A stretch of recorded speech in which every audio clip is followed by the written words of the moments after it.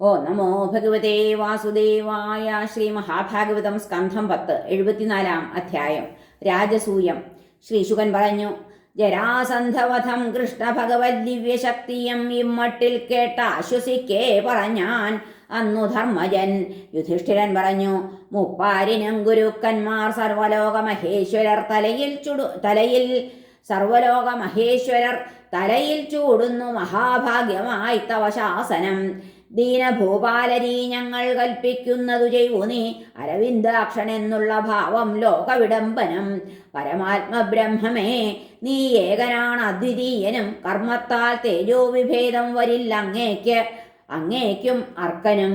ത്വൽഭക്തർക്കില്ല ജിത ഞാൻ എൻ്റെ നീ നിന്റെയും ഹരേ. ദൈഹികം നാനാത്വബുദ്ധി പശുക്കൾക്കുള്ളതല്ലയോ. ശ്രീശുകൻ പറഞ്ഞു, കൃഷ്ണാനുമോദിതനവൻ പിന്നെ പൂക്കാലമെത്തവേ വരിച്ചാൻ ഋത്വിക്കുകളെ വേദം ചൊല്ലുന്ന വിപ്രരെ. വ്യാസൻ, വസിഷ്ഠൻ, ച്യവനൻ, ഗൗതമൻ, കവശാസിതർ, കണ്വ, മൈത്രേയ, ത്രിതന്മാർ, ഭരദ്വാജൻ, സുമന്തുവും, വിശ്വാമിത്രൻ, സുമതി, ജൈമിനിയും, പൈലഗർഗരും, ക്രതു, വൈശമ്പായനനും, വാമദേവൻ, പരാശരൻ, അഥർവൻ, കശ്യപൻ, ധൗമ്യൻ, രാമൻ, ഭാർഗവൻ, ആസുരി, വീതിഹോത്രൻ, മധുച്ഛന്തോ, വീരസേന, അകൃതവ്രണർ ക്ഷണിക്കപ്പെട്ടിതപ്പോലെ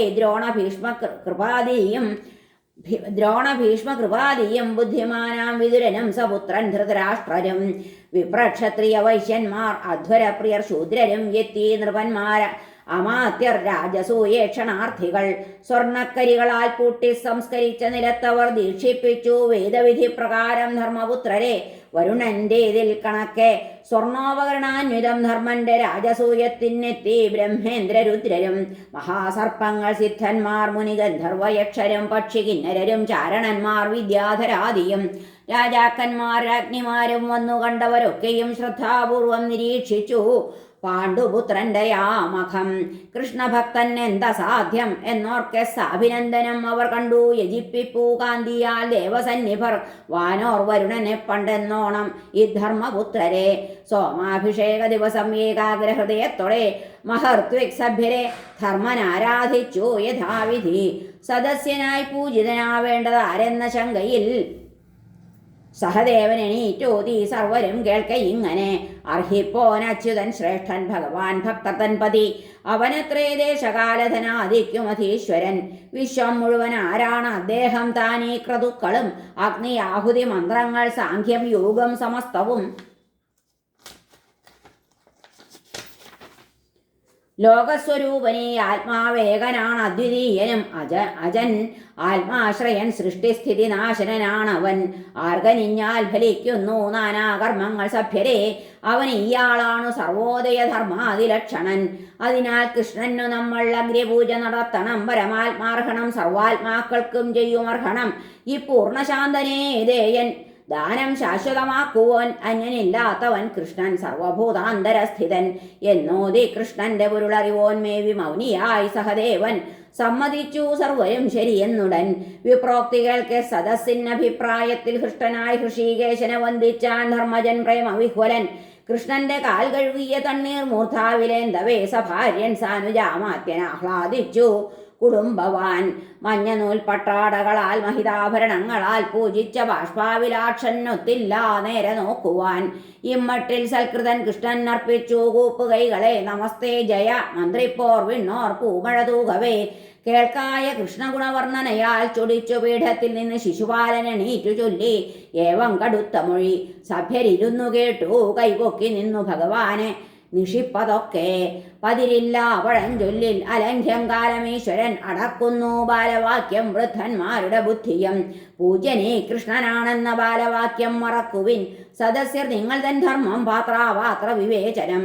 തപോ വിദ്യാവ്രതധരർ ജ്ഞാനത്താൽ പകപോയവർ പരബ്രഹ്മസ്ഥരി ഋഷികൾ ദിക്പാല പരിപൂജിതർ. അസദസ്യരെ തമ്പാതി ഗോപനെ കുലദോഷിയെ പൂജിക്കയോ. കാക്ക യജ്ഞഭാഗത്തിനർഹനാകയോ.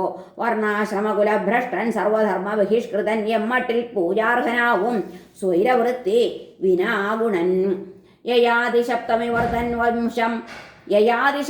ഇവർ തൻ വംശം മാന്യബഹിഷ്കൃതം മധ്യാസക്തം നിത്യപൂജയ്ക്കർഹമാവുന്നതെങ്ങനെ. ബ്രഹ്മർഷിദേശങ്ങൾ വിട്ടു കടൽക്കോട്ടയിൽ വാണിവർ വേദം കേൾക്കാത്ത കള്ളന്മാർ ദ്രോഹിക്കുന്നു ജനങ്ങളെ. നഷ്ടമംഗലനിമ്മട്ടിലമംഗളമുരയ്ക്കവേ മിണ്ടീല ഭഗവാൻ ക്രോഷ്ടൃ ശബ്ദത്തിൽ സിംഹമെന്ന പോൽ. ഭഗവൻ നിന്ദനം കേട്ടു പൊറാഞ്ഞിട്ട സദസ്യരോ കാതുപൊത്തി സ്ഥലം വിട്ടു ശപിച്ചു ശിശുപാലനെ.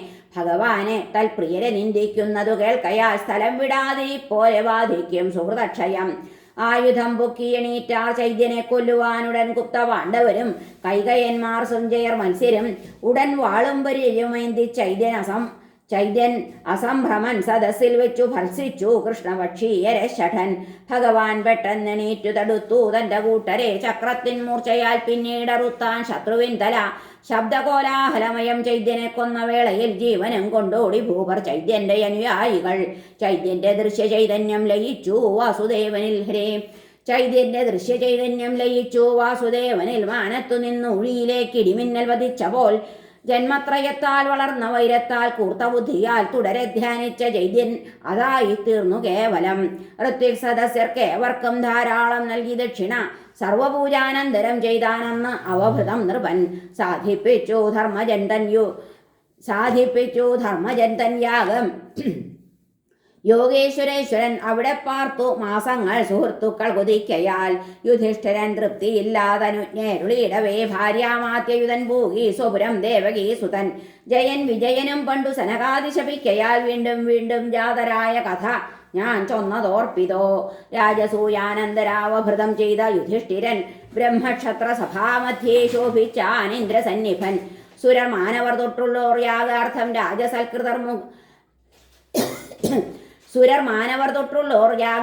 രാജസൽകൃതർ മഖത്തെ കൃഷ്ണനെ കീർത്തിച്ചെത്തി ഗേഹങ്ങൾ മുത്തൊടെ.